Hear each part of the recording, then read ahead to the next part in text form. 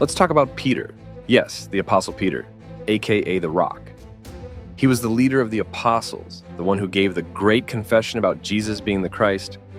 But despite his position in Revelation, the man Peter was not without his flaws, as it is with many great leaders in the Bible.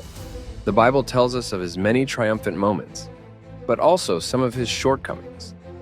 He was the most courageous of all the apostles.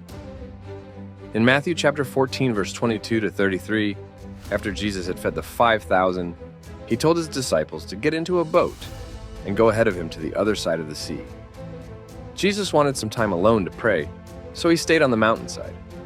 As evening came, the boat was already far from the shore, and the disciples were struggling against the wind and waves. Then, in the early hours of the morning, Jesus went to them, walking on the water. When the disciples saw him, they were terrified, thinking it was a ghost. But Jesus reassured them, saying, "Take courage. It is I. Don't be afraid." Peter, always the bold one, said to Jesus, "Lord, if it is really you, command me to come to you on the water." Jesus replied, "Come." So Peter stepped out of the boat and began walking on the water toward Jesus. But as he saw the strong wind, he became frightened and started to sink. He cried out, "Lord, save me!"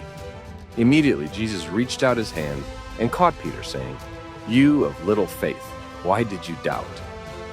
They both got into the boat, and the wind died down.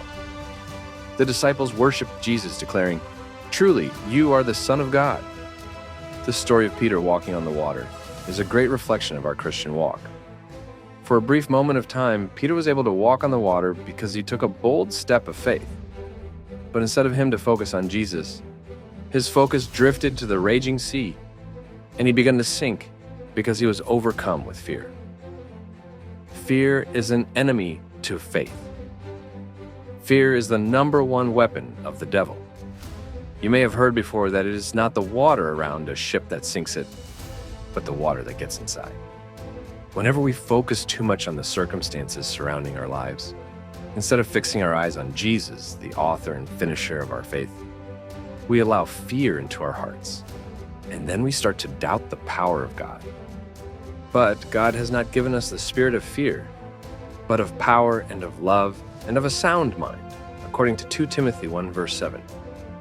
The waters of life may rage from time to time, and our journey may get tough from time to time, but we are commanded to not give in to the voices of the devil.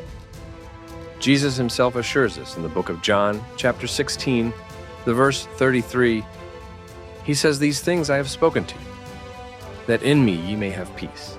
In the world ye shall have tribulation. But take courage. I have overcome the world."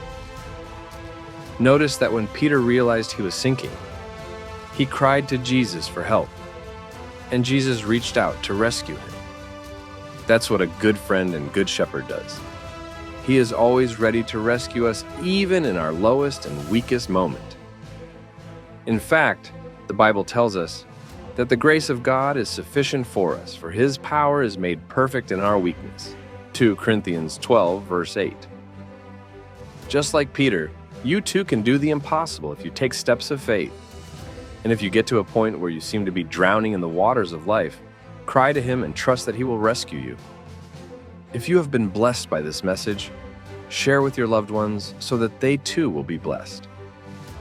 Don't forget to subscribe to our channel. See you in our next video.